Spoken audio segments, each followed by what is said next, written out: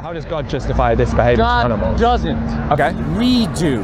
But how does God feel about it? God hates that. Okay. He hates that we mistreat animals because he created them for us. Right.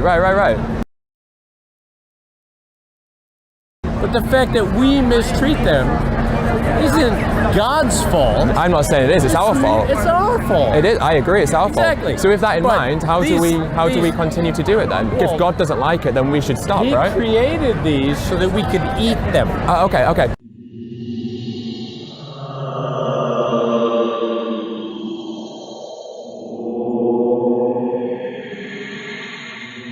You're not going to persuade me.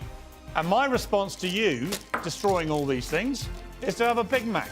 Because you know what? It's a free country, it's a democracy, and I'm allowed to eat meat, and I'm certainly allowed to eat meat when someone who kills bees to feed their avocado habit minds. What we're asking is for the government to support farmers. God has given us animals for food. It's in the Bible. God doesn't say we have to consume animals. Listen, you can eat what you want. It's your choice. But why would God want us to continue animal agriculture when it's the leading cause of so many environmental ills? Protein from food, for meat. You can get protein from plants. Listen, son, if you want to follow the religion of veganism, that's up to you. But I follow the Creator, Jesus Christ. He would want you to reduce suffering as much as he can. Listen, I follow Jesus. And he would want you to go. He would want you to go plant-based. Listen, you're not even listening. Honestly, I am. When I die, I'm going to heaven. When you die following veganism, you'll go to hell.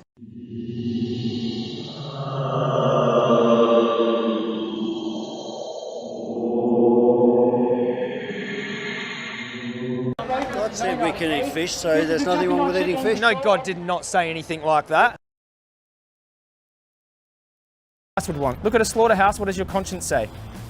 God is speaking to you, it's wrong.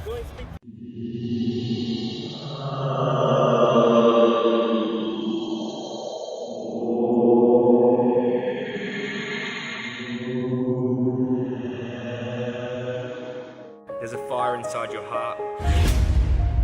And let it light up the world. Light up the world. What I believe is that when you see someone torturing an animal, even though they're not made in God's image like you say, that when you feel that that's wrong in your heart, that's God telling you that it's wrong. Because if God created us, okay, and we all have a conscience, if you see an animal suffering, all right, and take that book away and give you what God gave you, which is your conscience, all right? Because everyone looks to this book. You're created by God. Do you believe that, all right? Now, I'm not going to tell you that's false, but when you see me torture an animal, and you get that feeling in your heart like that's wrong, that's God speaking to you. Sure. Okay.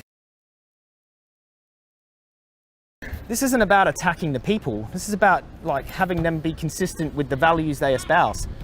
You know, if you have values like love and compassion, respect and justice, think about Jesus Christ. If this is the prophet you believe in, they're hugging the lambs in that nativity scene. They're not stabbing them to death.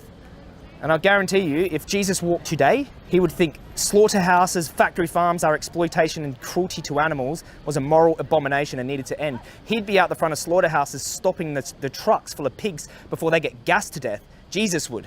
So what would Jesus do? Ask yourself that, Christians. I'm not your enemy. I'm trying to help you understand that these values of justice and respect to animals are consistent with your values. That's what I'm trying to show you.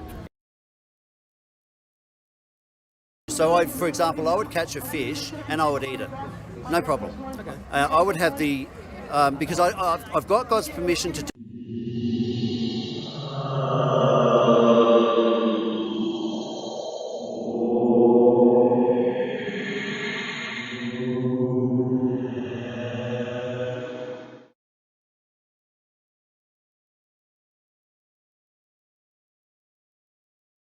That's why. Yeah.